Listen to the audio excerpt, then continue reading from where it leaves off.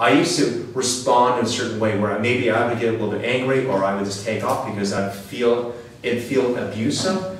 But in that moment, say last night, I was just watching it and just smiling and seeing it from a loving place. It doesn't mean that I want to stay in a relationship, but it was the same place I had gotten to at that certain point when I was married before, and where we separated at one point and we got back together, and when we actually got divorced, it was where we were looking at each other and I could just hold space for her and love her for where she's at and walk away from it. Now that doesn't mean that you stay in a relationship till you get to that point, because you might never be able to process that with that person. It might be on your own, with a therapist, or just however way you do it.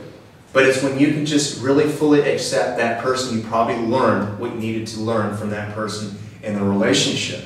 And until you get to that core learning in that we continue to track those circumstances. It doesn't mean that it's always going to happen with someone that we're intimate with physically.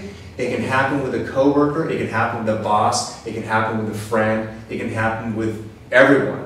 For example, in your relationship with your lover or past lovers, if you have an experience where you never have felt heard, there's a good chance, say when you are doing really well at your work, you're not recognized, appreciated at work. Therefore, it's the same story you're telling other people, how this person doesn't recognize me, hear me, or recognize my efforts. It's an ongoing story.